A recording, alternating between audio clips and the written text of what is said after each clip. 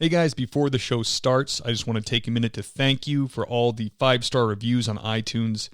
We truly appreciate it. We're up well over 200 now, and it really does help legitimize the show when people are searching for something new to listen to. It's, it just lets them see that people appreciate it and might be worth checking out. So thank you very much for that. If you'd like to contact the show, if you'd like to be a guest, if you want to go on thingspolicec.com, you can do all that there. Contact us or apply to be a guest. This website's been a blessing. It's just really cool. It's kind of like just a central hub where everything for the podcast can happen. Also, you can listen to the podcast there. And, we have an affiliate link for Amazon there. If you wouldn't cost you anything, but if you click through it and do your purchases on Amazon through our link, we'll get a small kickback. Also, there is a donate page where you can donate to the show. Not expecting a windfall of cash here, but a couple bucks here and there really does help the show pay for its expenses and keep bringing you the episodes that you like. So it's much appreciated. All right, folks, without further ado, here's the episode. This is Things Police See, First-Hand Accounts, with your host, Steve Gold. Hey guys, welcome to the podcast that interviews police officers about their most intense, humorous, and bizarre moments on the job. I'm Steve, and with me, as always, is Ken Roybal. Hello, Ken. Hello. How's everything with you out there? Everything is very, very nice. It's warmed up a bit. It's been, I live in the high desert, but it's been like in the 20s for a while, so it's actually 60 today, so I feel like it's a special treat. I'm here in Washington, so I can say I live in the forest. Now, you've seen pictures of my house, man. It's like someone said, you live in a national park, but it's just Washington. It's very nice today, considering what the weather's been like. So I'm very happy today. I can see the sun. Excellent. Yeah, your property's beautiful, man. It looks like it's like dripping with lushness. Everything looks lush and bountiful and moist. So many trees. I love it. So beautiful. Okay, today our guest has quite the title. She works at the Lower Gwinnett Township in Pennsylvania. Her title is Dr. Detective SRO Beth Sandborn. So she's she likes school. She likes education. That's what I'm getting from this. Well, some people do like that. I'm not one of them, but God bless her for doing that. She's way into school. She's a doctor and a cop. So I don't know if you. I was thinking about this. If you wanted to just go ahead and cancel this podcast because she's smarter than both of us put together. Just saying. I'm just gonna have her talk, and we will not interject. Yeah. Just out of curiosity, before we start, when they say a township, there's cities, there's townships, there's towns. What does that all mean on the East Coast? I don't know, because this township has 4 villages within it as well. So sometimes the villages have police, like their own police. So village police, township police, county police. So I don't know. So a township can encompass. So okay, I'm confused because now you just brought something else into it, that there's villages now. So yeah, I don't know. It's not like that in Mass, really. So I don't know. I don't know what townships are. We'll have to ask her. Oh, okay, yeah. Oh, cool. Okay, let me through the magic of technology dial. Magic. Don't mess it up, man. I won't. Never, ever mess it up. Beth, are you there? I hear some rumblings. I hear rumblings. I hear things. All right, there she is. Welcome to the show, Beth. There she is. Well, thanks for having me. Oh, our pleasure. You're on with Steve and Ken. Ken is co-hosting in retired LAPD. Awesome. Hey, Beth, how are you doing out there? I'm good, thanks. How are you? I'm good. Are you getting some snow? No, not yet. Believe it or not, I actually just came in from the hot tub. It's like 50-some degrees out there. Hot tub. So you're nice and loose for this interview. You're ready to go. Yeah. Unusual for January, but in Pennsylvania, but I'll take it. Cool. Excellent. I remember we went camping in Pennsylvania, and you can pretty much walk on the deer there. Do they come up to your hot tub and you feed them little treats? Yes, and if you come from a hunting family, then your freezer is always full. Yeah, I know a guy who used to go down there from Cape Cod, and he said he went out there and he was like flabbergasted. He said like 15 deer stood up in a field and they just shot all of them. I'm like, oh my god! I'm not going to report that to the game commission. We'll just then they just run back to Massachusetts. So we were just chatting about you work for a township, and that's not something we're familiar with. And in that township, there's villages. So is a township just a town, and adding ship on the end is just fancy? Okay, so Pennsylvania is kind of unusual. We're one of the two commonwealths in the country, and we're really fractured when it comes to policing. There's over 400 police departments in Pennsylvania, and believe it or not, most of them have like 10 officers or less. So places like Pittsburgh and Philadelphia, they're actually more of the anomaly, where smaller towns have their police departments. So I come from a police department of 18. From bottom to top, there's only 18 of us. We work really closely with all of our neighboring townships because you have to. When you're so fractured and you're such small jurisdictions, you have to have a good working relationship with everyone around you in order to achieve your success. Yeah, that's similar to Massachusetts, also a commonwealth. Every chief, every town's chief has his little fiefdom, and you kind of all work together, and it makes things difficult unless you get sworn in all the surrounding townships.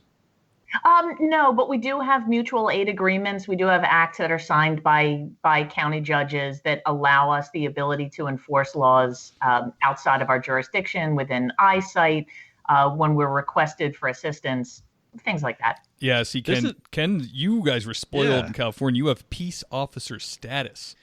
In the East Coast, that's not always the case. You walk over the town line, they say you're just another guy.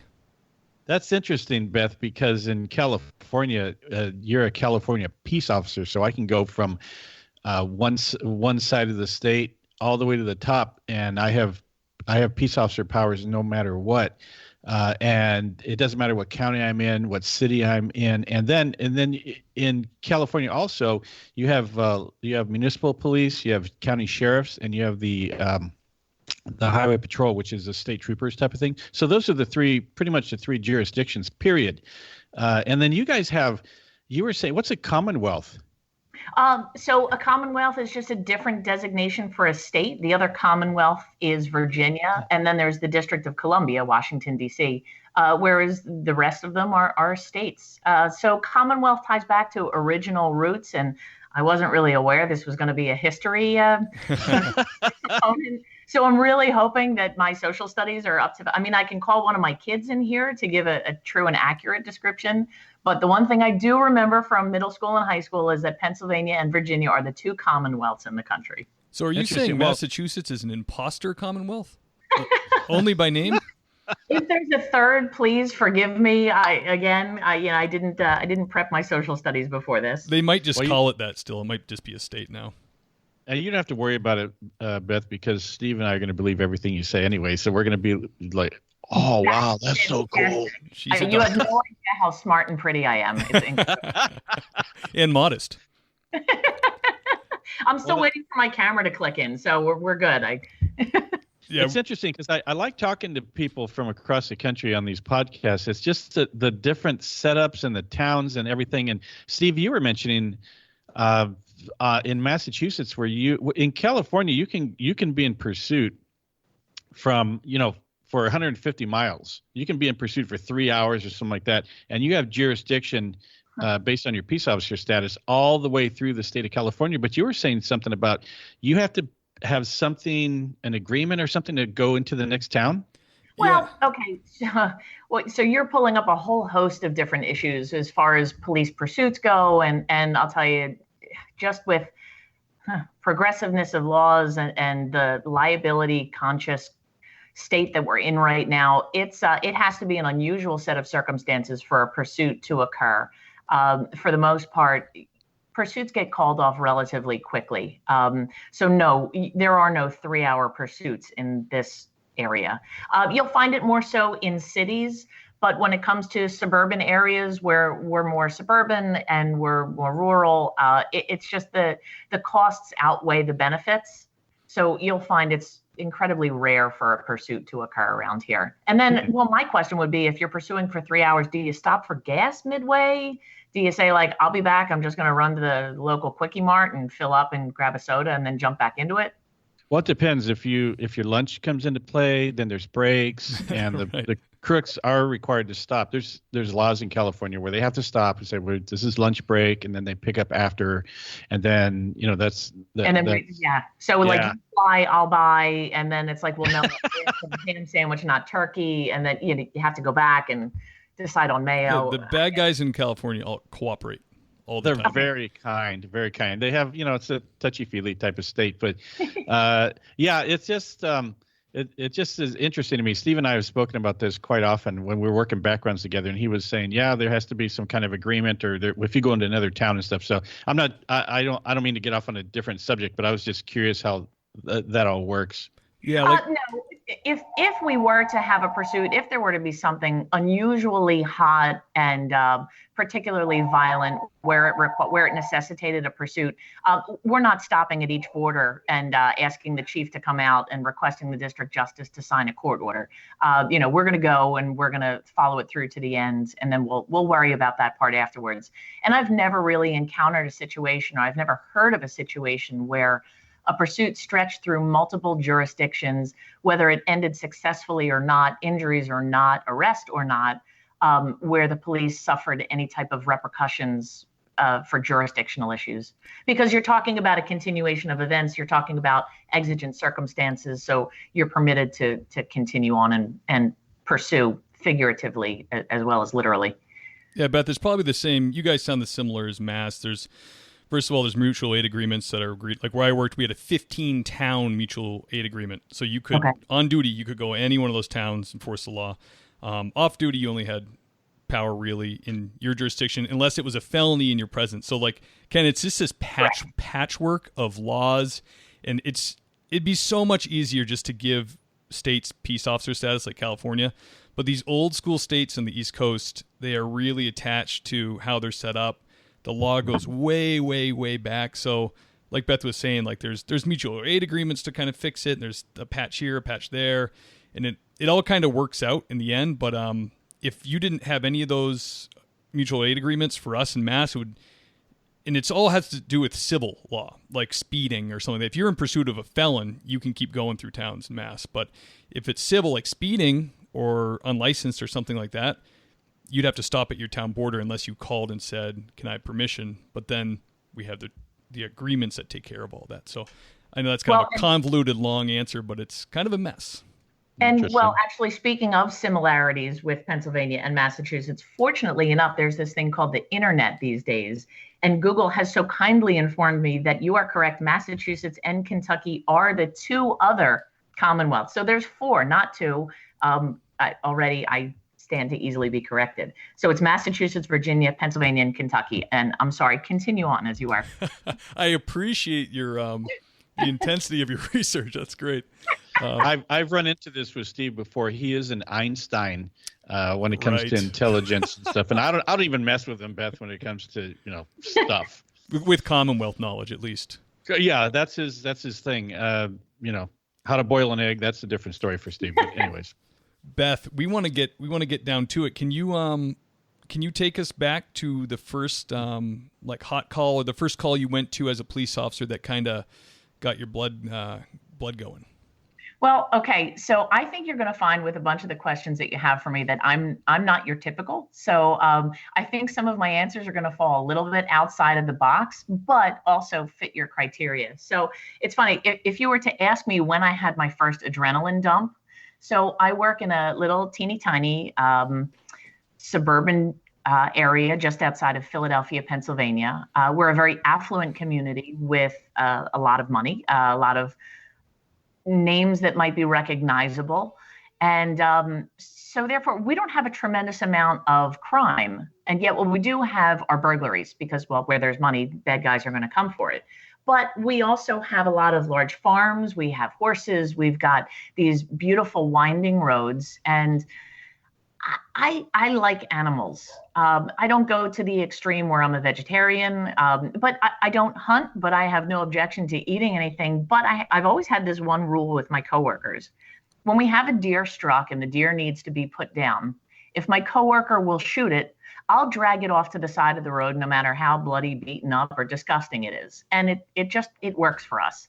I have this objection to shooting animals, even when they're in pain, if they're rabid, so anyway. I had a similar agreement with one of my sergeants. He exact same as you. Just yeah. I don't know what it is. To me, animals can't be inherently bad, and they look at me with those sweet little eyes, whether they're rabid or trying to attack me or not. And I'm like, no. Sure. So it's a night shift. I'm on patrol. I'm driving down one of our border roads, and there's a deer laying in the middle of the road, and it's just kind of sitting up there, and it's just kind of looking around. It's dark. It's quiet. There are no street lights. My headlights fall upon it. So I get out of the car, and I'm like, oh, come on. And I get up close enough to it, and I'm kicking it in the butt. Like, come on, just go run away. Be okay. Yeah, like, you shake it like Rasasa Annie. Are you okay? Are you okay? Call that. But it's got its head up and it's looking at me. It doesn't appear to be injured. I'm like, well, come on, go run away. And it doesn't. And it does try to get up. It tries to flop around. And I actually had to take a couple minutes to psych myself up, because I figured, all right, you know what?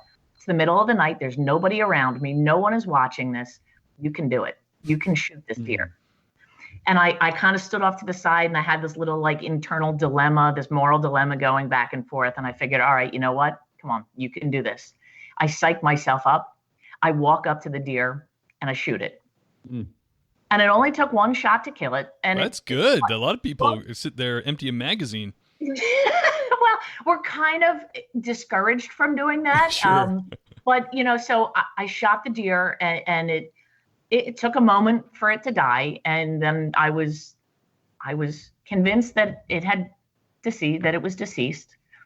So I reholstered, and I walked back up to it, and I grabbed it by its back legs, and I dragged it off to the side of the road, and I went back in, and I sat in my police car. And that was my first ever adrenaline dump, because it's funny, I noticed that my legs started to shake, my knees were knocking, I was having trouble with fine motor skills with my fingers. And, I sat there for a minute, and I really had to focus on my breathing, because what I noticed was that I didn't exert myself, but I was suddenly taking some deep breaths, and I was consciously aware of the fact that I was breathing. And then I started yawning, and I'm like, well, I'll be darned. Isn't this embarrassing?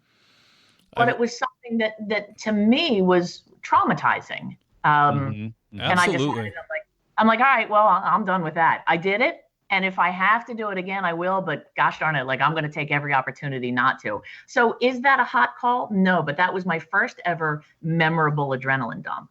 No, I really appreciate that story, because it's just, you don't know what's going to get your adrenaline going. And when you start police work, you don't know, and the job is so multifaceted that, you're looking an animal in the eye and you have to kill it. That's going to really get to some people. And I worked with people like that really, really got to them. And, when I worked, it was, I didn't like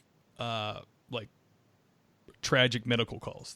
They screwed with me over everything else. So everybody kind of has their own thing, but I kind of love that story because it's very different, It is. I mean, listen, I can go through a hot call, and I can go through the tones going out, and I can go through pursuits. And as we go on and talk a little more, I have some more traditional stories and some things that stick out in my mind. But that's a little unusual. I mean, I've also been on the other side of it, where I've had an officer ask me to hold the flashlight, where he pulls the dead deer off to the side of the road, pulls out a pocket knife, and cuts out the tenderloins to bring home. So I love it. Welcome to Pennsylvania. That is rural policing. That is country. I love that. That's great. Do you guys have a list? We used to have a list for struck deer that we would, people would call the station and say, if you get a deer, let me know any time of day. I'll come get it. And they come to the highway and pick up the meat. It's funny that you say that, because I've been on the job for just over 22 years. And when I first started, that was a really popular thing. Now, again, when you're married to a hunter, and you have access to them 24/7, sometimes that list falls by the wayside. Yeah, we had a game warden kind of go through town, and he's like, yeah, you're not really supposed to just give out deer that get hit like that. They need to be tagged, and there needs to be paperwork. And we were like, huh? Oh, sure. Okay, yeah, we'll get right on that. See you next year. We'll jump on that. Yeah. me get some paperwork here. Yeah. Oh, I'm guessing in the last 22 years, things haven't changed much. Oh, goodness gracious. The last time I saw 120 miles an hour on my odometer was probably 1999. Yeah. Those days are a little long gone. yeah, like you said before, the pursuit pretty much everywhere has been cut pretty short of doing pursuits for most things. They have. Again, we're so very liability conscious, and we have so much technology that's available to us. We figure as long as you can get some basic information, a vehicle description, perhaps an operator description, a license plate, a direction to travel, a timeline. There are some barriers that we run into, like I said, with us being so fractured and having a radio delay getting from one township to the next.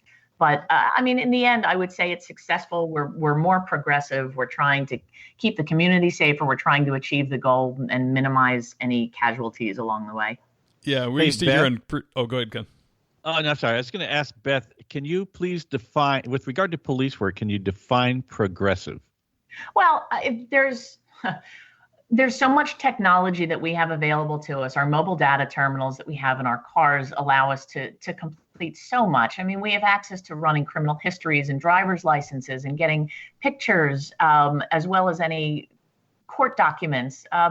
Policing, at least in our area, is so heavily focused on training and retraining and constant education to help us deal with emotionally disturbed people with various subsects of society, to make sure that we're treating people fairly and equally, to make sure that we're being sensitive, to make sure that we're de-escalating before we jump up to levels of force. And again, it's all with the intent of being able to protect and to serve and to best protect our communities and to be involved and invested, and again, while minimizing any extra trauma. Okay, so Beth she's saying like, president. technologically almost like we just have much more access to much more information. Yeah, but I think Beth was also mentioning some things that we're hearing in the news about criminal reform and all that kind of stuff, criminal justice reform and all that. Yeah, I find it plays into our daily lives. I would say years ago, the criminal justice system was very focused on punishing the offender, where we kind of left our victim out to dry, and they were just a tool that we would use to be able to punish the offender. And I feel as if the criminal justice system, the pendulum has swung so far in the opposite direction that now we're very victim-centric, so that we're doing everything that we can to help and make that victim whole again as a primary objective, and then going after the offender more so as a secondary. Now, I can't speak for everyone. And again, keep in mind too, I haven't mentioned it yet, but my primary focus is with juvenile justice. So I work exclusively with juveniles, and juvenile law, as you know, is different than adult law. Yeah. So there are so many protections that are put into place, so many interventions that we can try, that our goal is to make sure that juveniles who are victimized don't then in turn become victimizers later in life, that they don't act out any trauma that they've received. So it's really very important, at least in the juvenile world, that we're protecting our victims to make sure that we're not creating this cycle of violence. Yeah, the last time I was in patrol, I was assigned in 1997 was the last time I worked patrol. And even back then, nobody wanted to arrest juveniles because there was just this multitude of additional paperwork you had to fill out just for a juvenile. Oh yeah. And it wasn't like you were arresting them, because you were arresting them, but you can't be charged with a crime as a juvenile, or you can't be convicted of a crime in California as a juvenile. So you knew you were kind of like spinning your wheels and doing all this humongous amounts of extra work. And the cops thought they were coddling the juveniles and all this, but this was going back to 1997.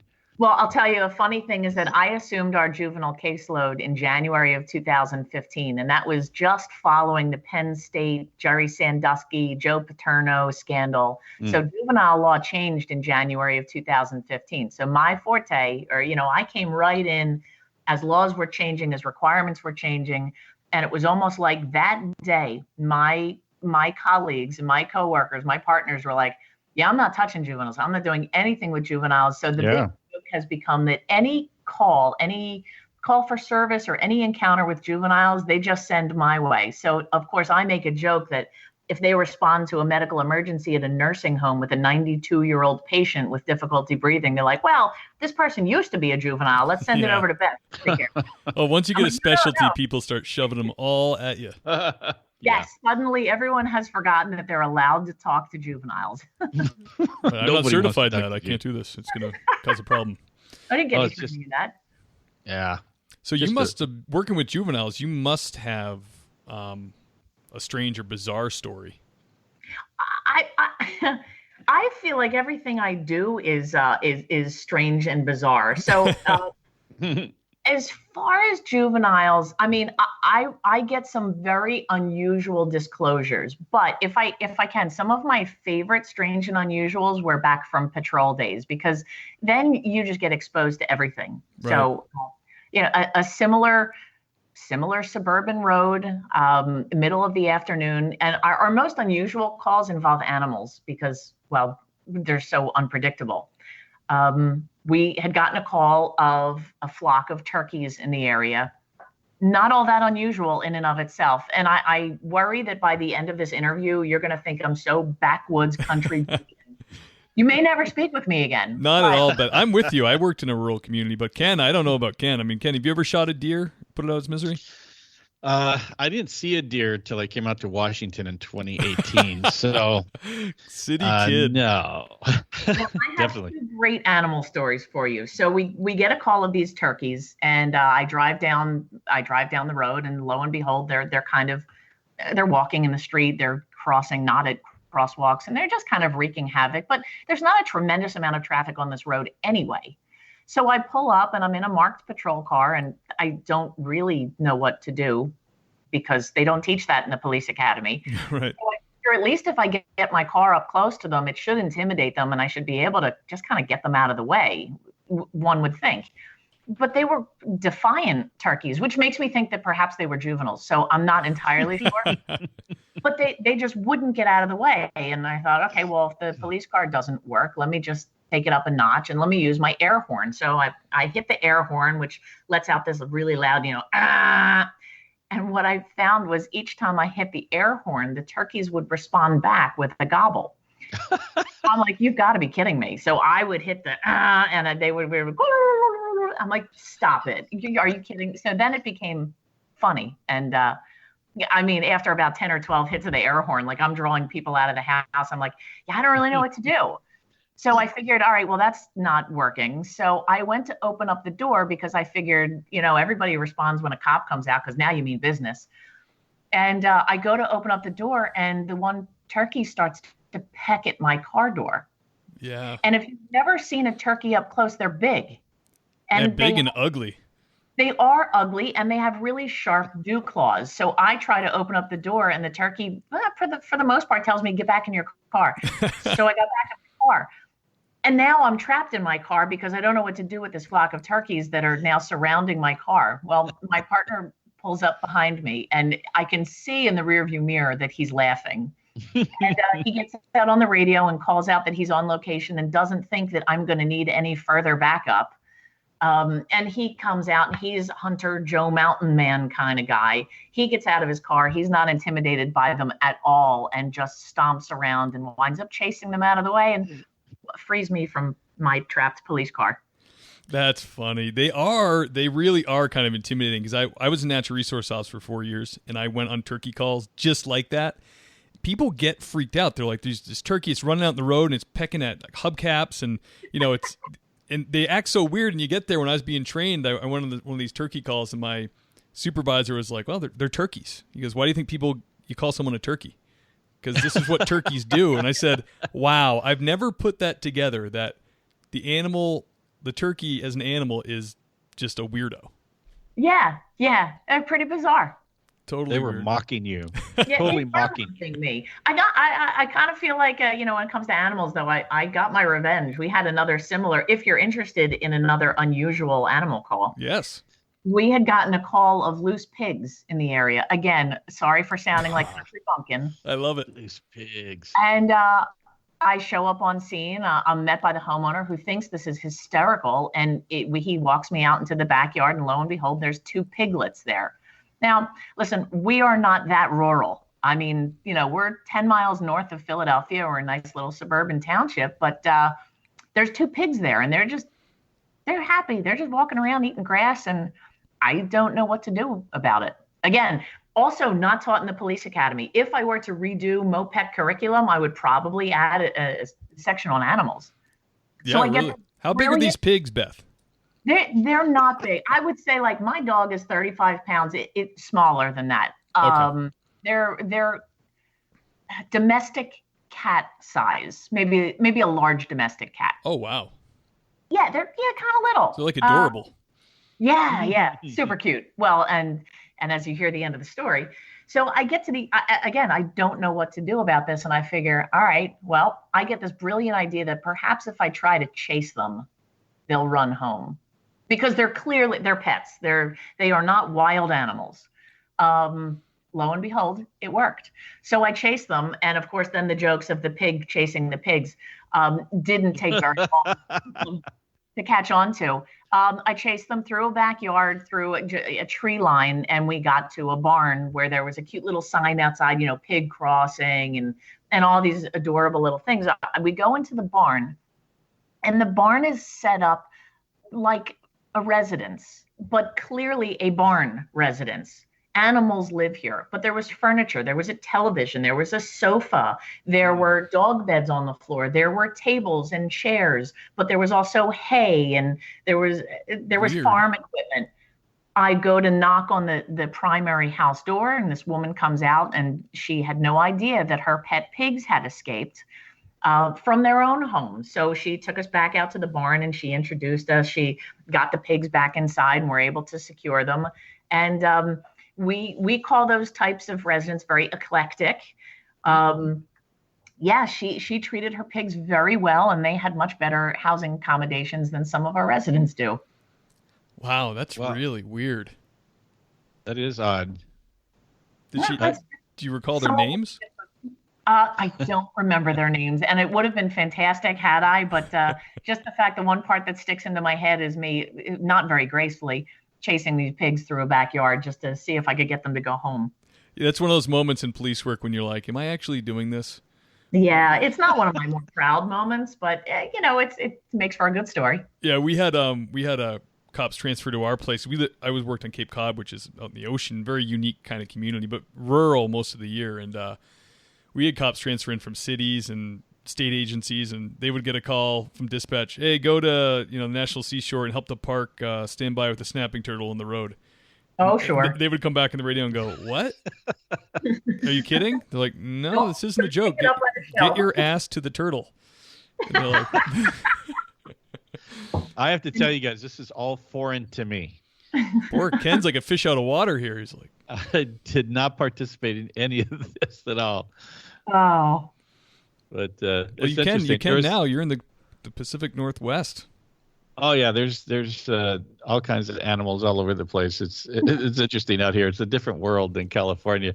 I remember back a number of years ago when the big thing in California was very popular to get potbelly pigs, and the people would get these pigs when they were just little. I don't know what you call them, pup pigs or something, but they were just adorable little things. You could hold them in your hand and stuff.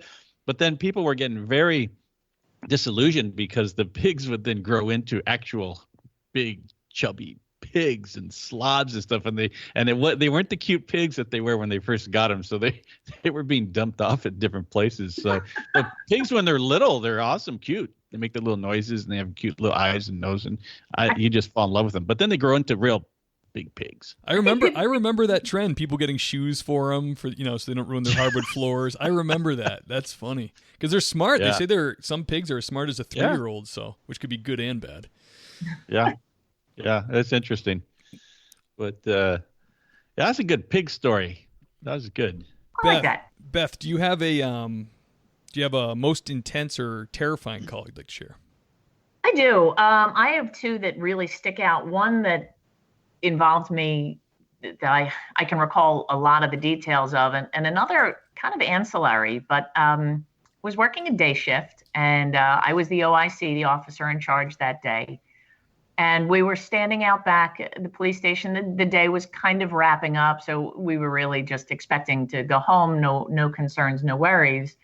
And the county tones went out over the radio, which means that it's everybody stop what you're doing and listen up. Something's about to happen. And you always kind of hope that your call numbers don't come out after the county tones.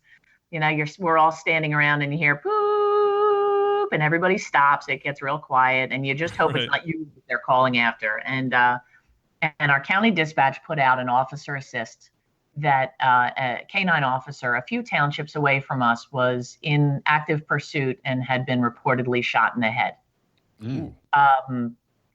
And while no one else in the community was aware of what was going on, because we were a few townships away, it felt to us who were standing around that the world just stopped on a dime. It got very quiet, and our movements became very slow and very exaggerated. But I'm sure to the casual onlooker, nothing appeared out of the ordinary. So since we were standing around the police cars and I was in charge, I jumped in the car. We were too far away to be a primary responding assist agency, meaning that we were a few townships away. It's not outside the norm that we would go over to respond, but because we were far enough away and there were so many police officers between us and where the incident was occurring, that we would wait.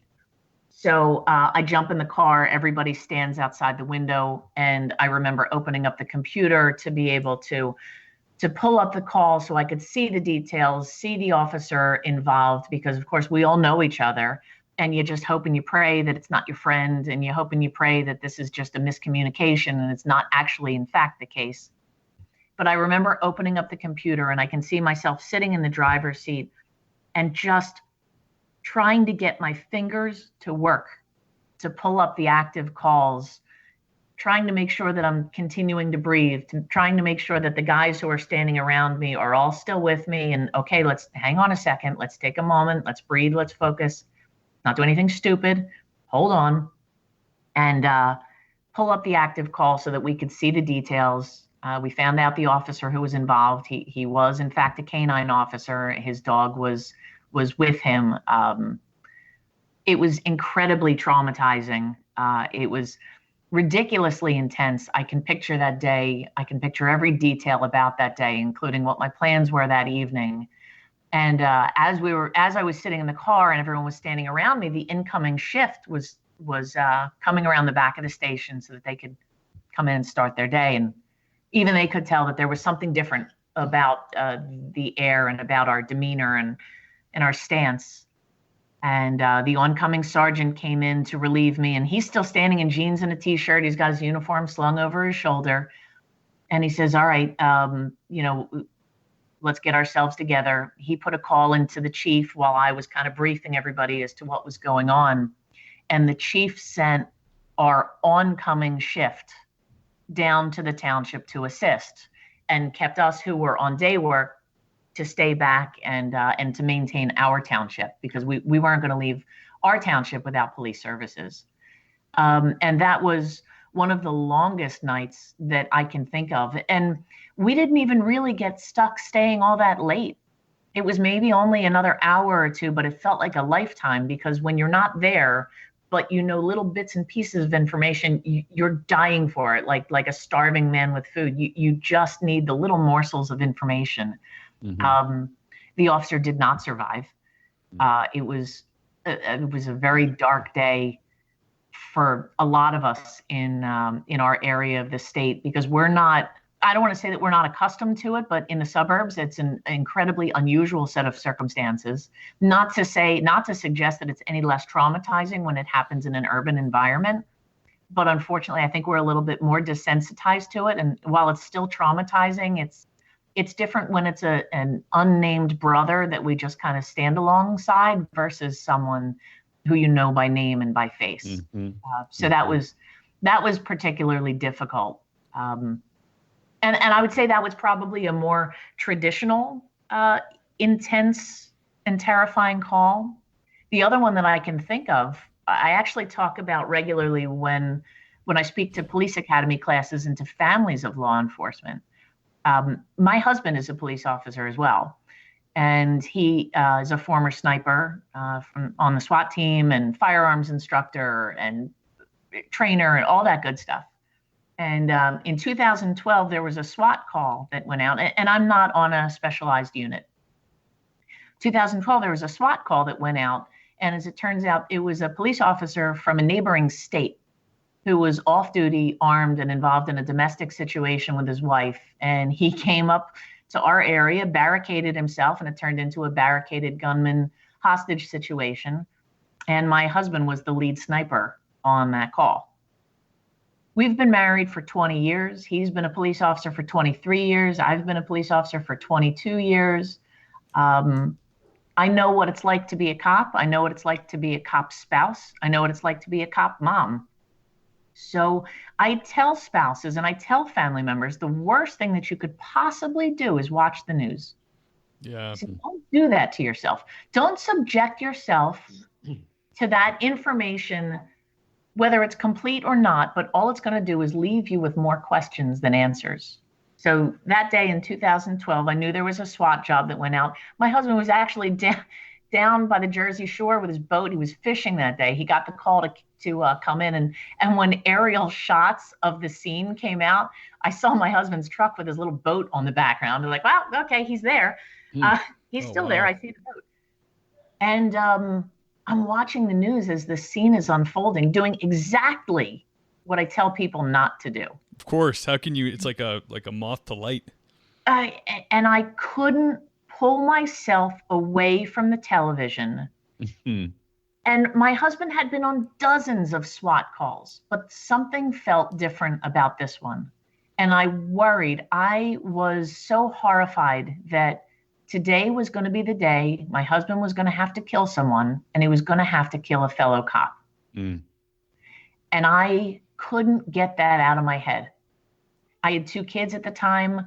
I had to kind of send them downstairs. You do your own thing. You're kind of on your own tonight. And I was upstairs in the bedroom, door closed, watching the news, every different angle that I could on the phone, talking and texting with people. I didn't want to text him. I figured he had bigger things on his mind. I didn't want to text any of his coworkers. I didn't want to text any fellow snipers that I knew. I felt really, really helpless. And that's just something that stuck with me. Fortunately enough, the end of the situation, it ended well with no injuries, subject in custody, no shots fired. And but again, that's weight that I carried with me, that realization that understanding we have a job to do and we have a community to protect, and there are some unfortunate circumstances that we may have to encounter. I started to worry about what our life was going to be like after tonight. If he had to shoot this guy, is he going to start with nightmares, with behavioral changes, with eating changes? You know, how are the kids going to look at us? Is it going to affect them? Is it going to affect our marriage, our day-to-day life, our careers, our pensions?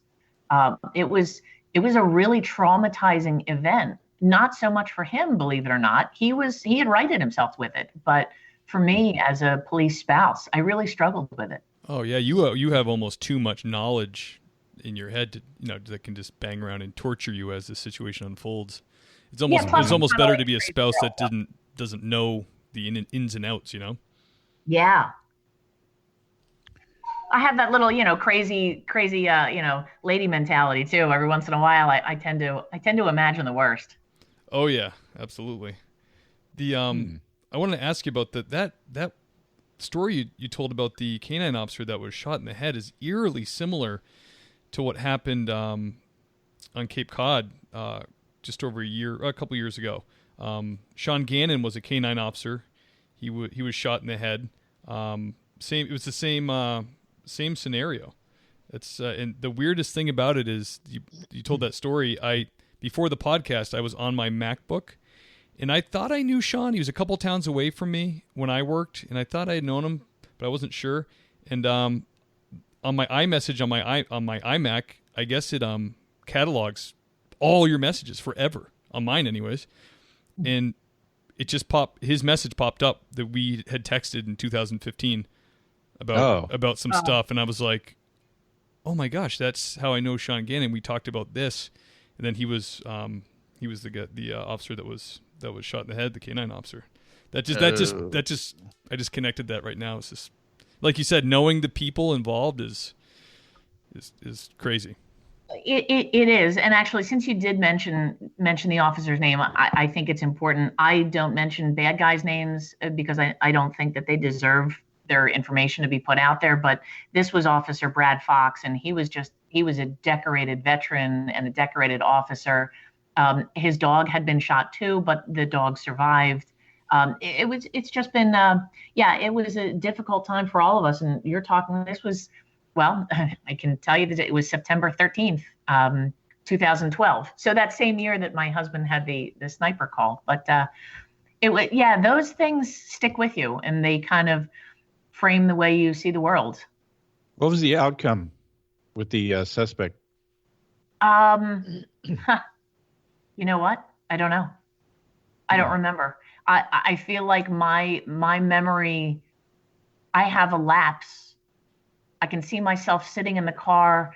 I can see patrol coming in. I can see the officers coming in, and then I remember the funeral, and the news coverage, and all of the police officers, and all of the canine officers, and all of the dogs. Oh, there were so many dogs that showed up. Oh, I'm sure. Mm-hmm. Mm-hmm. Those are always so moving. Coming from across the country. I don't remember what happened with the bad guy. Beth, that's I feel like that's an important part of the story. I'll have to go back and look that up. Yeah, I'm kind of looking it up right now. I don't really see a lot of what happens. It's just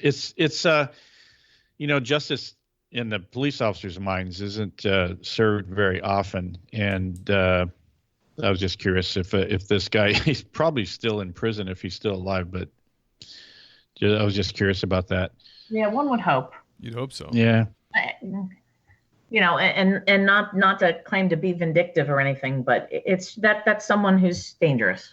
Yeah, there's the evil out there that needs to be punished for sure. Sure. Absolutely. Beth, can you tell us positive or uplifting, a heartwarming, dare I say, situation from your career? With a deer. A deer that lived. Well, I'll say most of them that encounter me do live because, I'll just kind of kick them in the butt and say, go ahead, go and get out of here. Okay, I'm going to say positive and uplifting happens for me every day. And here's why. Before you think of me as just Susie Sunshine, rainbows and unicorns, I get to work with juveniles. So my rank is detective. My assignment is a school resource officer, which means I'm in full uniform. I'm assigned to a school district. I have an office inside our local high school. I work Monday to Friday, 7 to 3, but in theory, I kind of work around the clock. I'm responsible for K through 12 in my school district, and the essence of my job is to build positive relationships with my kids. And I take ownership of 4,500 families who are students within my school district that I'm responsible for. So the school buildings and the school property have become my beat. That's my area. That is my territory. Those are my kids, and I take ownership of them. So over the last 5 years that I've assumed this role, I've built relationships with kids, and it takes time because kids don't like cops and cops don't like kids. And what I explained to them is that, hang on a second, I'm not encountering kids on a Friday night when they're drunk and they're sitting on the curb and they know their rights and you can't talk to me. And do you know who my father is? No, I'm encountering them when they're comfortable, when they're on their home turf, when they're on their norm in school. And they might not like their classes and their homework assignments, but it's where they feel comfortable. So I spend my time building relationships with kids. And what I've found over the years is that I have built some solid, positive relationships with kids who have no business liking police. And what I mean by that is that some of these kids have some of the most difficult and traumatizing and unfair backstories because of poor parenting, because of poor circumstances, because of things that are outside of their control. that I become a constant in their life, and I'm someone that they can trust. I'm someone that they know. I put myself out there and be vulnerable with them, figuratively speaking. Also that they know that I'm here to cheer them on. So I was standing in one of the main hallways one day as class was changing. And if you can imagine, in a high school at a primary intersection, there's like 1,300 icky, gross, sweaty bodies all trying to push past each other. And everybody wants to get to class. And there's about, of the 1,400, there's about 75 who don't really care about going to class, and they're not in a hurry, and they're kind of lollygagging around. Beth, can I ask you a question before you continue? Is this, sure. You said K to 12, is this all one facility? No, but in our school district, one of our elementary schools, our middle school, and our high school are all on the same campus. Oh, great. They're 3 separate buildings, but in theory, I could walk easily between them. I don't. I drive my police car, but I could easily walk between the 3 buildings. That's convenient. Yeah. So I have to figure out how to be in 3 places at one time. Got it. And are you the school resource officer for the district? I am the. So how many? You said there were 1,400 students? There are 1,400 students in our high school. There's about 1,000 in our middle school, and I couldn't tell you how many there are in the one elementary school that I'm responsible for. There are also 3 other elementary schools in a separate jurisdiction, but that feed into our school district. I can clarify that in a little bit too if you need to, but that's just a little bit more of the fractured nature of Pennsylvania. No, it's interesting because Ken and I were talking before this. The school policing is handled so different nationally. Like you're a police officer and a detective for the town assigned to the school district, which is kind of like we used to deal with in Massachusetts. But out here in California, Ken, don't you guys have your own? You have your own like police force that the school has its own police force, right? Sure. Yeah. What LA Unified has their own police department. So those would be considered the school resource. I don't know that LAUSD school police actually has school resource officers, but they have their own separate police department from LAPD. So I don't know how they do that on each individual school. But separate police department altogether. Yeah, I'm vaguely familiar with it. I know some of the higher ups with the Los Angeles School Police. Because we're all trained under the umbrella of NASRO, the National Association of School Resource Officers. And our mantra is that we want to have safer schools and safer kids. So we have a very specific mission and a very specific agenda so that we can supplement the educational environment, building positive relationships so that they're long-term and ultimately have a positive effect on the community and relationships in general. That's interesting. I mean, I have a question about about your how you respond to calls at the school, like God forbid, a active shooter. When I left my department, they were talking about putting long guns in the schools so that like the officers could have access, like so they didn't have to it was the same idea, outdoor campus, different buildings, but their AR-15 was in their cop car, and if there's an active shooter in the school, that's not going to be real doable. You're going to be stuck there with your sidearm. Do you guys, or can you even talk about it? I don't know. Do you guys have long guns in the school, or do you have one in your office, or? All right. We'll see how. I don't want to be cryptic, but at the same time, I also don't want to appear to be untactical. I would say that that's really up to a mutual agreement between the township and the school district as far as what they feel comfortable with, the safety and security of it, how you can ensure that the school resource officer, that the office is secure. I'm in full uniform at all times, so I always have my pistol with me. My long gun is in my car outside of the building, and I can tell you that I don't plan to leave my building if there's an active shooter. So the possibility of my leaving the building to go out, grab a long gun, and come back inside is not particularly realistic. Okay, yeah, that just popped into my head because they were really debating that, and I'm sure, like, you can imagine the issues. They're like, well, how's it going to be secured? Absolutely. Does it stay there on the weekend? Yep. Who's going to have access to the office? The schools get very jumpy when it comes to guns that aren't attached to a person, right? Right. And even, and that's making the assumption that the school is okay with guns to begin with. Sometimes paving the way to bring a school resource officer in is a difficult road because there's this perception that a police officer has the ability to arrest, and therefore that's the only thing that we do. And one of the missions of NASRO and of school resource officers is to combat that perception that just because we have the ability to doesn't mean that that's all we do. On the flip side, that's actually the last thing that we would want to do. We're not there to pump kids into the school to prison pipeline. We're not there to criminalize juvenile misbehaviors. Yeah, is a kid stealing a pack of cookies from the cafeteria a crime?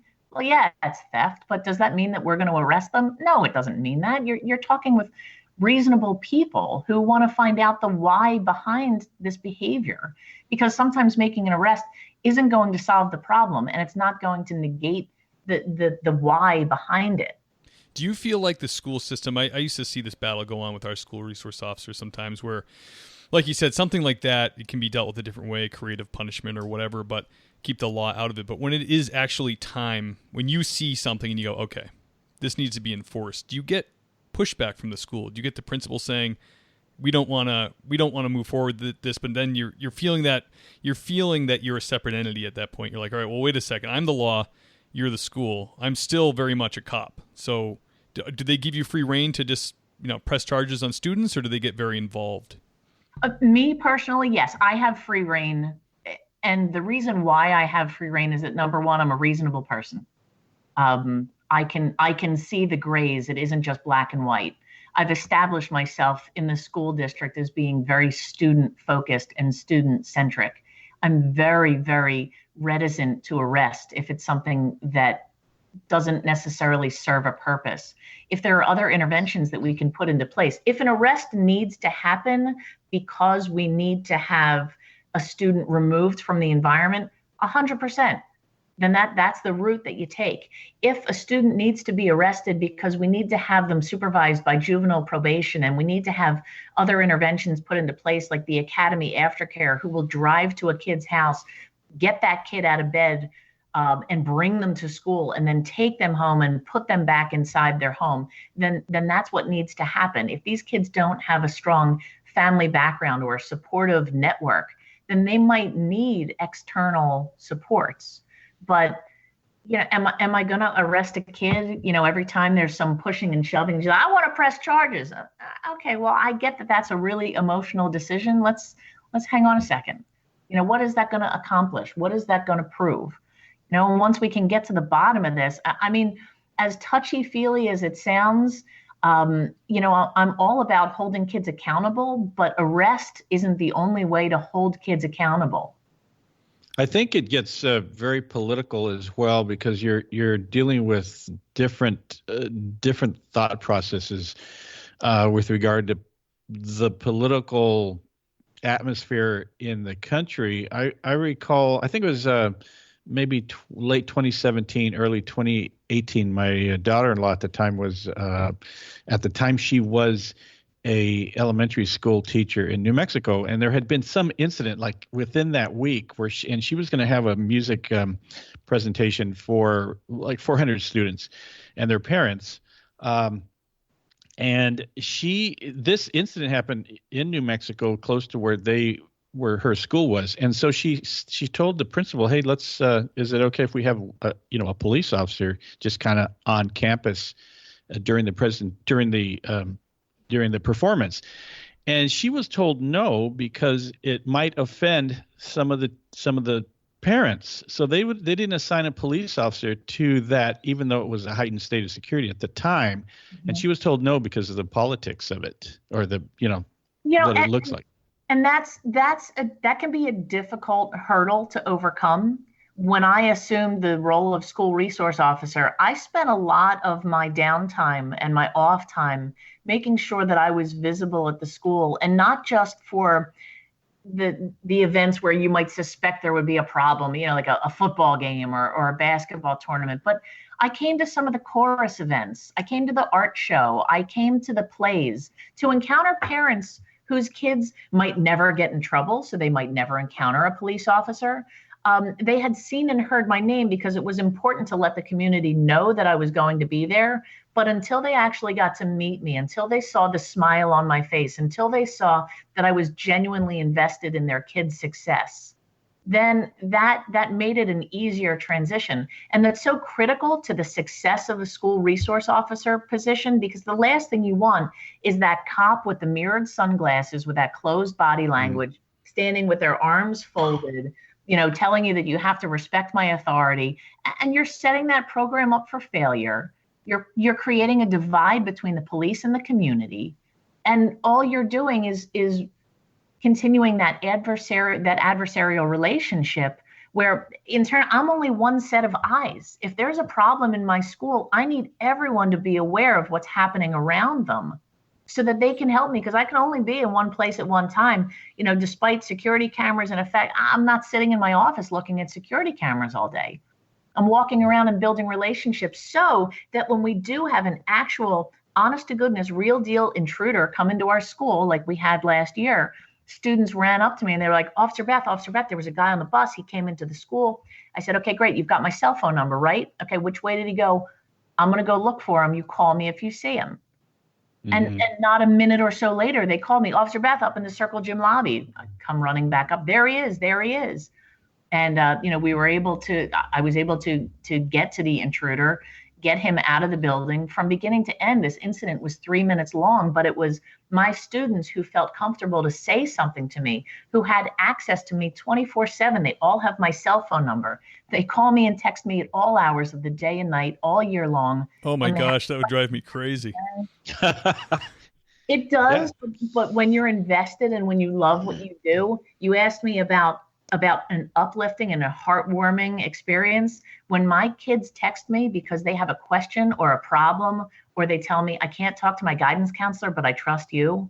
When they come to me crying, if they want to hurt themselves, if they're worried about someone, if they find a threat on social media and they come to me, that's heartwarming. That's great. Absolutely.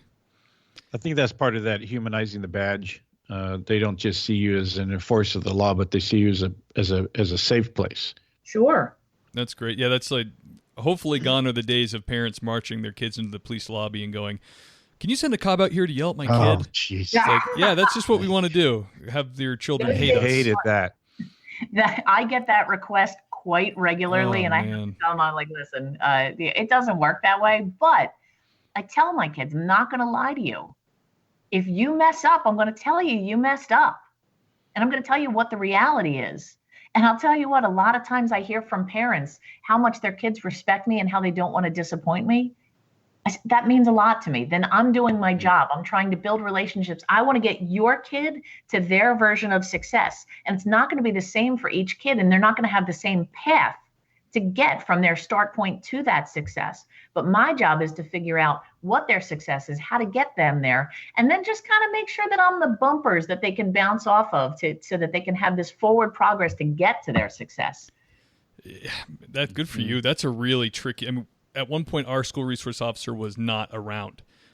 She was out injured. So whoever was in that sector of town would kind of walk into the high school and walk around for a couple hours, see if there's any cases, whatever, go through the cafeteria. It's a hard job. Anything illegal here? It's tricky. I remember one case our school resource officer was dealing with, and this is just maybe because it's Massachusetts law, but this couple was dating in the high school. She was 16, he was 18. They were sexually active, right? They broke up. There was a big fight. He had posted pictures of her on social media. The parents got involved. The parents want charges pressed. They're all over the school resource officer. And guess what?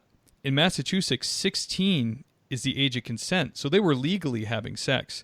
But guess what? Child pornography is 18 and under. So he was having sex with her. That's fine. But having pictures of her naked, felony. So, and it went on from there, and it was like, you know what? This rat's nest is just unraveling. People are, I mean, you have to be a real diplomat with your police work in those schools. It's true. And we have similar laws in Pennsylvania, and it is difficult. And what do you do when you have, I'll put it out there as this. What do you do when you have a 15-year-old girl who's willingly and voluntarily taking naked pictures and videos of herself and sending them to her, 17-year-old boyfriend. She's creating and distributing pornography. She's in possession of it, and she's disseminating it. But he's the one that shows it to his friends. He's the one that posted on his Snapchat story. And and then it blows up. And who do you go after? And why would you go after this poor young girl? Like, what? Yeah, I'd be afraid of the dad in that situation, There was one time in the 80s I had come across this kid, excuse me, and he was about 15 or so, and he was a little street smart little guy. And we got into a little conversation with him, and he said, "Yeah, well, my girlfriend's 14, and we have sex all the time." And I said, "Aren't you concerned about having sex with a 14-year-old?" And this kid goes, "Well, I'm 15. What are they gonna do to me?" So, it's one of those things where kids are pretty savvy when it comes to these things. But this pornography law, that's different. Yeah. That will bite you. Yeah. Hey, Beth, I did something kind of different for this one, just to try it. On social media, I put some question. I put that we were having Dr. Detective SRO Beth Sandborn on the show, and I put out there if anybody had any questions for you, and some people have responded. So are you game to answer a couple questions? Oh my gosh, I would love that. That'd be fantastic. Awesome. Let's see here. This one says, ask her how this is from Tommy.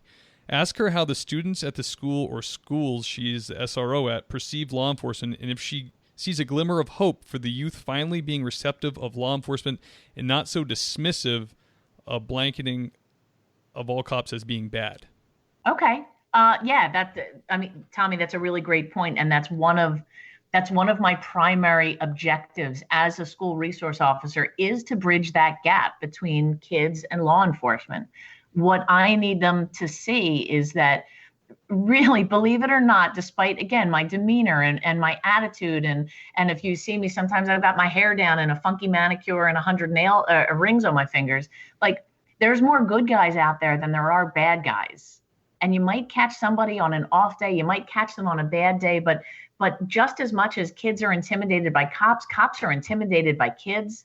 Nobody knows what the other is thinking. And if I can bridge that gap, if I can let them know, like, hey, listen, you're a stranger to them. They don't know what you're thinking, what you're doing, what you're planning. And you two are starting off on a bad foot. I said, listen, the cops in this community genuinely care. They're good guys. We're not getting charged and being brought up with excessive force concerns. Like, we genuinely care. We work in a great area, and we want our community to be successful. So yeah, if one of my jobs and one of my objectives is to improve relationships between kids in the community, that's fantastic, because they're going to grow up and they're going to share those stories. I say the worst thing that I could possibly hear is when a teacher or a kid or a staff member or parent comes to me and they're like, I just had this really bad encounter with a local police officer, regardless of what the circumstances were. I said that, it hurts my heart. I said, because that means that I have to have 20 positive encounters with my community to offset that story. Because you're going to go around, you're going to tell all of your friends what a jerk that cop was, but you're probably not going to tell them that when you walked into the office and you appeared to be, sick or runny nose, that I ran out and I got you a box of tissues and a bottle of water and said, I hope you feel better. Are you going to share that story? Probably not. But it's going to take 20 of those little things to kind of offset that negative perception of police. Of course, yeah. Tommy has a follow-up question. He's a youth leader at his church, and he'd like to know what areas he should focus on within the community to help unify and bridge the gap between youth and law enforcement. It takes time. There's no quick and there's no easy answer. Maybe invite the police to his church or to functions or something? I think it would be fantastic. If you look, unfortunately, if you look at this big picture of police, of race relations, you're starting off too big and too broad. Look at your immediate community. If he is invested in a local community, get the local law enforcement in his community. Pick one person. I mean, heck, if you have to start with the chief, you start with the chief. If it starts with patrol, it starts with patrol. It's easy to say that you dislike a group whatever group that may be. It's more difficult to say that you dislike someone when you get to meet someone in that group and you can put a name and a face and a personality to that person. You can say all you want that you hate cops. It's going to be difficult to hate me when you meet me. And if I can show that I'm representative of police as a whole, then you're going to be more apt to like police. So for Tommy and his community, absolutely. Get one of your local leaders involved, bring someone in from the school, but it's going to take time. As far as building relationships with the kids, it might just be lots of repeated, hi, how are you? Get a good answer, turn and walk away. Just build up those positive encounters. Yeah, you're not going to be best friends at your first encounter. If they're wearing a local sweatshirt or t-shirt, or you can connect it to college sports or, a vacation destination or somewhere that you've been, if you have a little story to share, start by telling a little something about yourself. Don't pry into their life. Say, hey, Miami, I took a great vacation to Miami and we ate at this awesome restaurant. If you ever go back there, try it. Turn around and walk away. If they're receptive to having a conversation, that's awesome. If not, don't push it. But the next time they see you, maybe you can build on that. All right, great advice. And we had at our church, for trunk or treat, we invited the police to come, and one of our members is a cop, and he brought his cruiser, and the whole night kids crawled in the cruiser, and he gave them badges, and it was just a whole love fest for the police. So that kind of worked out for us. Yes. Absolutely. As many positive encounters that you can with the community. It's fantastic. We talk about the old days of policing and how when the foot cop started to drive around in cars and the windows were rolled up, how it kind of put this divide between police and the community. It's getting back out there and not being afraid to walk into your stores and not being afraid to go. I'm not suggesting you go grocery shopping while you're there, but you know what? Walk into your stores and interact with people. Get face to face. And know that you're going to have a parent pull their kid aside and say, if you don't eat your vegetables, that officer over there is going to arrest you and take you away. Have a response for that, not just something strewn with expletives. No, use that as an opportunity to go over, make a good relationship. Tell the parent, no, that's not what we do. We don't want your kids to be afraid of us. We want them to know that they can come to us if they need help or anything. And you know what? Maybe buy that kid a candy bar. Leave it on a positive note.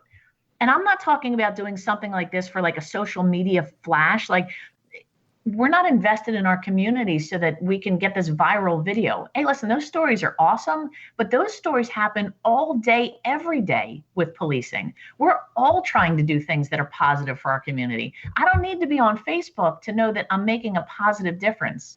If you can talk to a kid and leave them with a high five or a fist bump or whatever they feel comfortable with, or asking them if they're excited for New Year's Eve and are they going to get to stay up till midnight, those are positive things. Don't leave them with the fear that you're going to arrest them if they don't eat their vegetables tonight. Oh, man, absolutely. You have time for a couple more? Oh, yeah, sure. Quick. Okay. Rob says, and you were talking earlier about kind of repairing the damage that a few bad apples could do with relationships in the police community. Rob wants to know, what's your opinion on the video of the SRO body slamming that student? How did you react to that? North Carolina. So I was sitting on the sofa at home, and I'm telling you, when that news story broke, I feel like you could hear a collective "ooh" throughout the entire country as everyone watched that. I don't know the circumstances behind it. I don't know what was said. I don't know what was happening. What I can tell you is that there had better be some awfully good excuse for it, and even that excuse isn't good enough.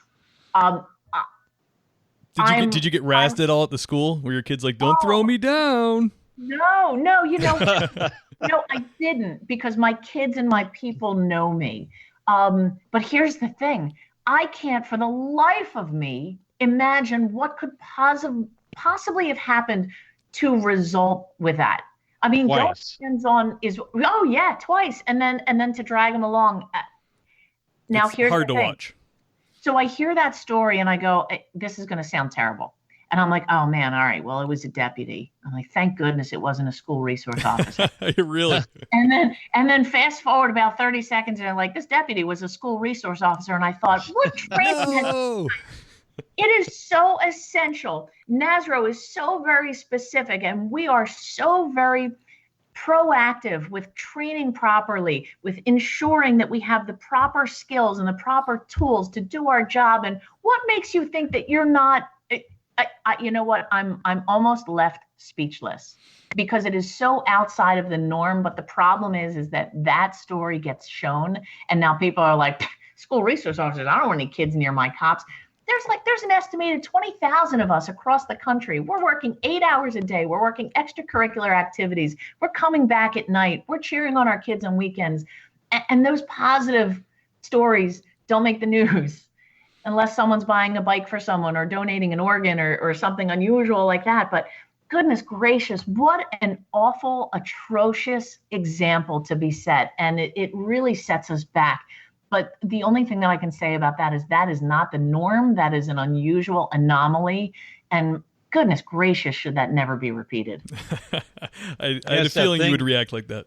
Oh, gosh. There's that thing about like 2 steps forward, 1 step back, and then you think you're making some progress, and then something happens, and then all police officers are painted with the same brush, and you got to put your hand over your head and just go, oh my gosh, here we go. It just ruins everything. Don't tase me, bro.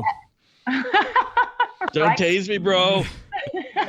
All right, one of my first weeks in the school, I'm walking down a hallway and there's 2 Caucasian girls wearing their black yoga pants and Uggs. And they walk towards me down a hallway and they put their hands up and they go, hands up, don't shoot. And I looked at them. I was like, gosh. I'm like, really?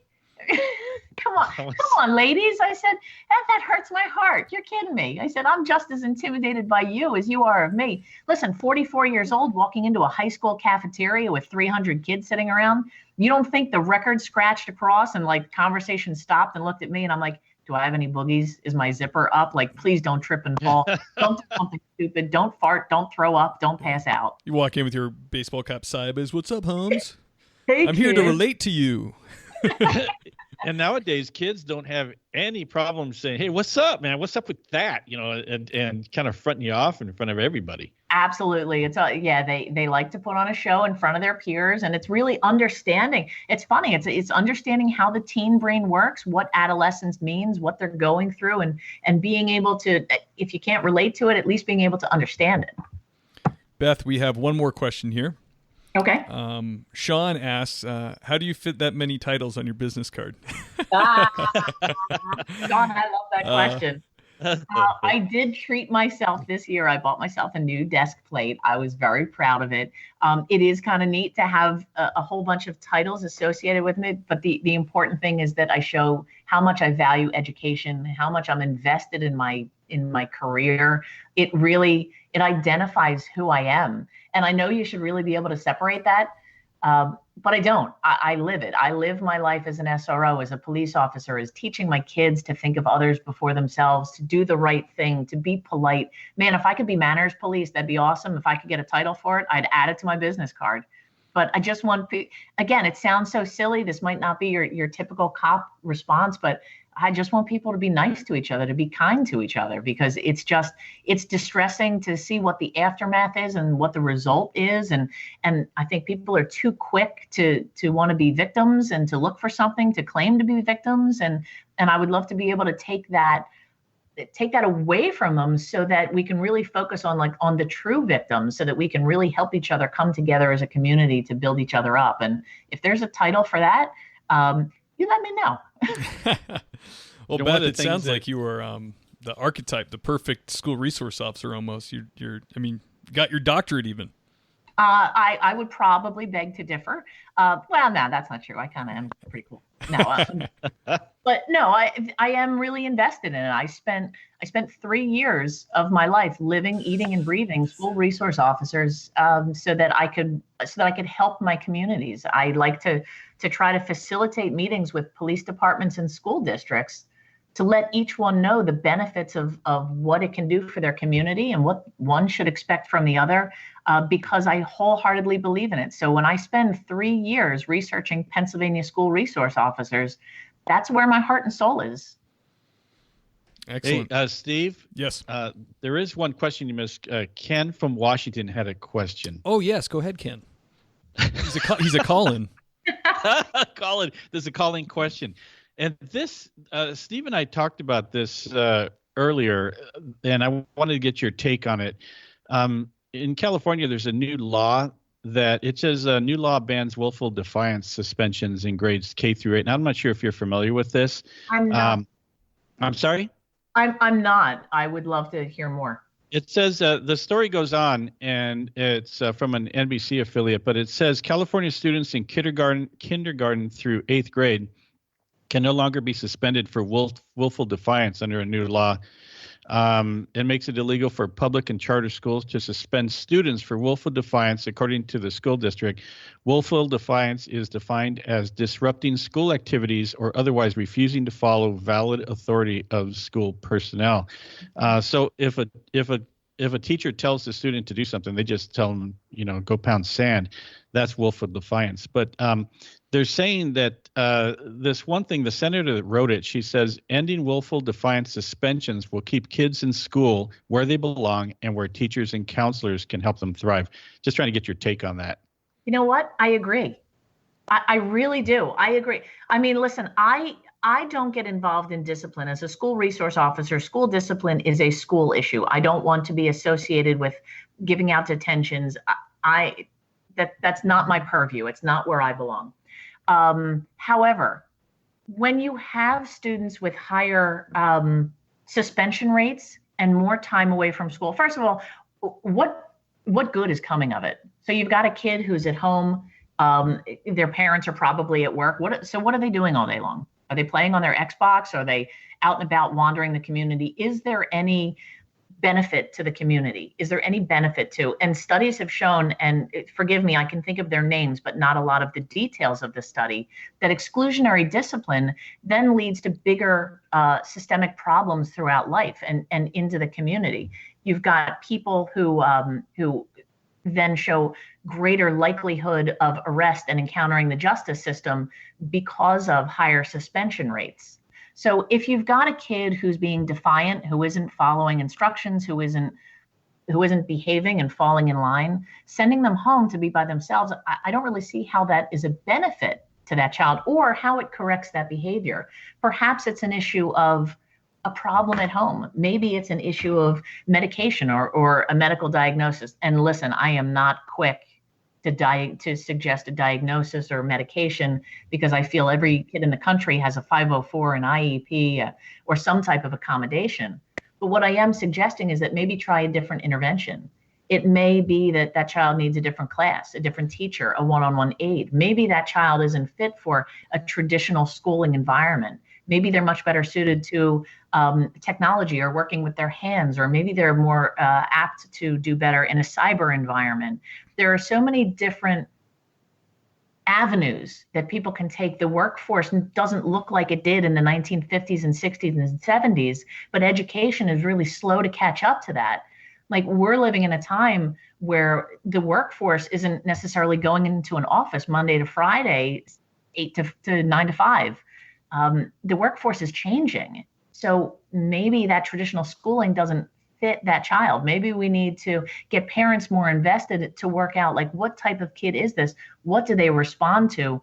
And what can we do to help motivate them in a positive way? Again, I know, Susie, Sunshine, Rainbows, and Unicorns. So, Beth, you're not saying, I kind of agree with, to a kid, sending him home, that's not punishment.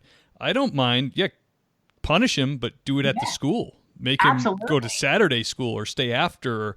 That's a punishment. To a kid going home, especially if he's a latchkey kid and the parents aren't around, it's like, oh, it's party time, getting to my parents' booze and do whatever else in the neighborhood. So, punish them at school. Sure. Absolutely. Things like an in-school suspension where they have access to teachers and the learning environment, having them spend the day in the library. Well, maybe not the library. That can be a party place sometimes too. But party in the library. But keeping kids in that environment, not disrupting their norm. Those are all things that can interfere with behavior. I mean, anyone who works in a school environment will tell you that kids start to get really, really crazy right before a break and right after a break. And part of it is that their norm is disrupted. It's that not waking up at the same time every day, going into that same environment, walking that same route, going to the same place. So yeah, you want to put a kid in in-school suspension, they've got access to their teachers. They might not want to work, but at least they have access to it. And you have those people, those caring professionals, those teachers who are there and who are able to help correct that behavior. Hey, I know teachers that get crazy before break and during break, so the kids are definitely going to do it. So a follow-up question that I have is that, back in the day, police officers were charged with enforcing the laws. That's what all they did. And now you're in a kind of a different place, Beth, where it's you wear a lot of different hats. So take the same scenario where a child is defiant in school, and then it becomes violent, where the child lashes out or they strike a teacher, and now the school resource officer is called in. Do you try and get more into the situation and find out the behind the scenes stuff? Or I do, and what you're suggesting is a situation that I'm not all that uncommon. That is not all that uncommon. I have kids who are problems at school, and they're also problems in the community. And again, what that takes is it takes a lot of time to build those foundational relationships so that, listen, I have a kid, he's got behavioral issues, and he'll flip out in the school, and he'll tell a teacher to go pound sand, but he'll use different language, and he'll flip over a desk and storm out of the room. And all of a sudden I turn around and look up, and he's standing in the doorway of my office, all red-faced, huffing and puffing, fists clenched and shoulders up. And I'm like, oh, hey, hi.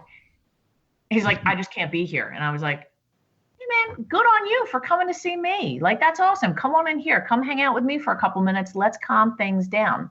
I mean, and listen, that is a win-win-win all around. Another time I had a girl, she had very few coping skills. It was unfortunate. She's 15 years old. She's a foster kid. She's a product of the Philadelphia Department of Health and Human Services, where she's kind of bounced around from foster home to foster home and doesn't know how to survive in a suburban high school environment. She couldn't go to chemistry class and algebra 2. She didn't know how to function in those classes. She didn't have a foundation for it. And to boot, she was caught up in the drama. She was caught up in her life that she used to live in Philadelphia. So when she got angry at someone, when she was crossing through an intersection in the school with 1,400 other sweaty bodies, and someone bumped into her, because you're going to have that, she dropped her bag down and was ready to fight. Whereas the rest of the school community, under those same circumstances, would turn around and go, oh, sorry, and continue on their way. So she's flipping out. She's ready to go hands-on with this girl.